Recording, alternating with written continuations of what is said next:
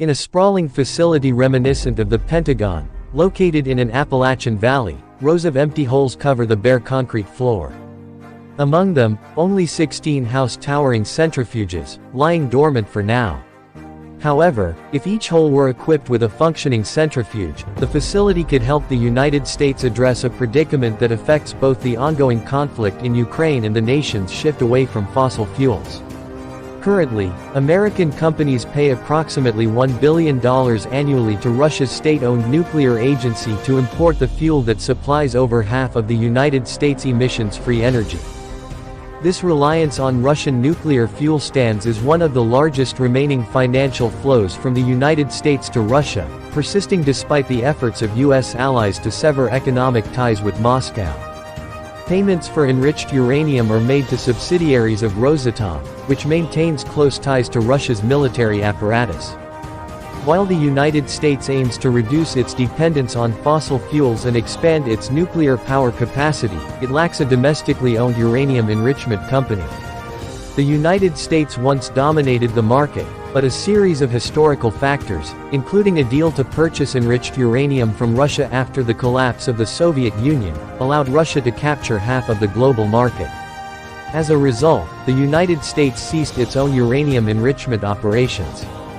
Although the United States and Europe have largely stopped purchasing Russian fossil fuels as a response to the Ukraine invasion, establishing a new supply chain for enriched uranium will require years of effort and significantly more government funding than currently allocated.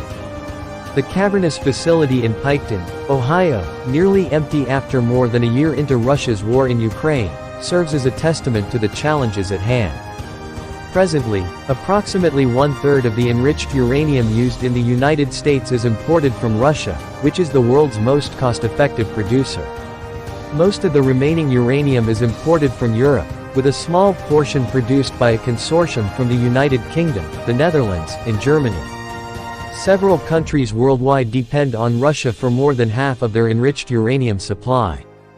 The operator of the Ohio plant, Centrifuge Energy, indicates that it may take more than a decade to produce quantities that could rival Rosatom.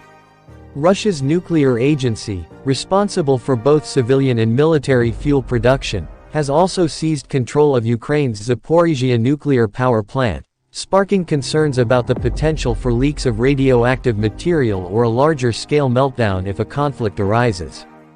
The vulnerability created by the United States' reliance on Russian uranium also exposes its current and future nuclear power plants to the possibility of a Russian shutdown of enriched uranium sales. Analysts view this as a conceivable strategy for President Vladimir Putin, who often employs energy as a geopolitical tool. Despite being well into the second year of the war in Ukraine, the U.S. government has displayed little urgency in jump-starting domestic uranium enrichment. Billions of dollars in potential federal funding remain mired in bureaucratic processes. The situation is perplexing, as James Krellenstein, the director of GHS Climate, a clean energy consulting firm, points out.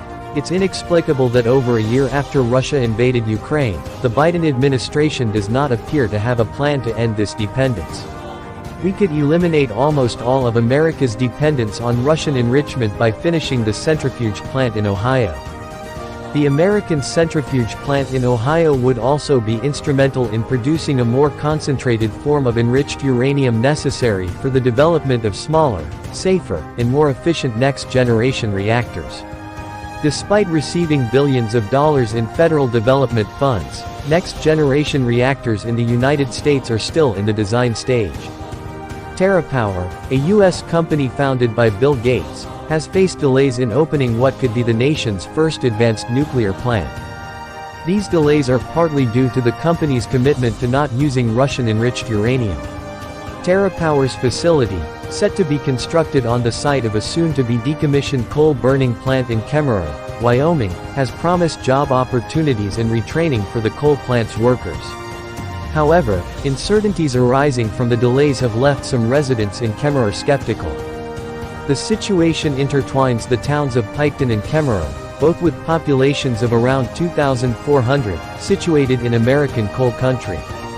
They hope that the U.S. government's crisis with Russian uranium dependence will translate into economic boons for their communities.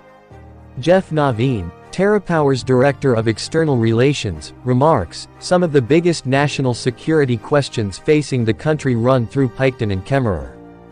The reliance of the United States on foreign sources for enriched uranium mirrors its competitive disadvantages in microchips and critical minerals used in electric batteries, essential components of the global energy transition." However, in the case of uranium enrichment, the United States once held an advantage but chose to relinquish it. In the 1950s, Piketon became one of two major enrichment facilities in the Ohio River Valley, utilizing a process called gaseous diffusion. In contrast, the Soviet Union developed more efficient centrifuges through a secret program, benefiting from a team of German physicists and engineers captured toward the end of World War II. The Soviet centrifuges were 20 times more energy efficient than gaseous diffusion. By the end of the Cold War, while the United States and Russia had similar enrichment capacities, there were vast differences in production costs. In 1993, the United States and Russia signed an agreement known as megatons to megawatts, wherein the United States purchased and imported a significant portion of Russia's surplus weapons-grade uranium, which was then downgraded for use in power plants. This arrangement provided the United States with affordable fuel while providing cash flow to Moscow and was viewed as a de-escalatory gesture.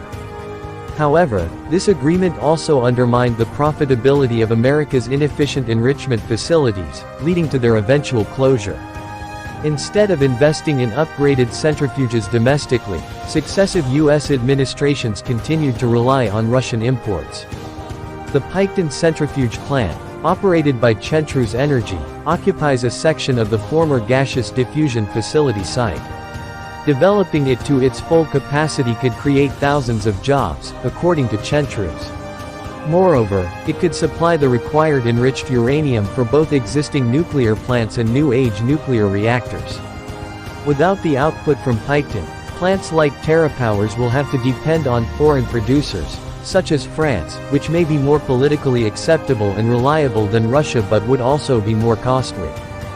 TerraPower views itself as an integral part of phasing out climate-warming fossil fuels in electricity generation. The company's reactor design incorporates a sodium-based battery that enables the plant to increase electricity production on demand, compensating for fluctuations in wind or solar power generation elsewhere. The United States Department of Energy estimates that meeting U.S. emissions reduction targets will necessitate more than doubling the country's nuclear power capacity.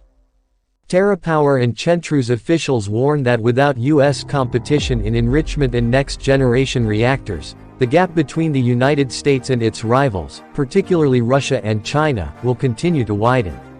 These countries are rapidly advancing and securing long-term nuclear contracts with nations that the United States is also seeking to engage. While the Department of Energy recently released a draft request for proposals to scale up domestic uranium enrichment, particularly for plants like TerraPower's, much work remains to reduce American reliance on Russia, as Assistant Secretary for Nuclear Energy Kathleen Hogan acknowledges. The Biden administration's commitment to clean energy and national security will face a crucial test in addressing the uranium enrichment challenge.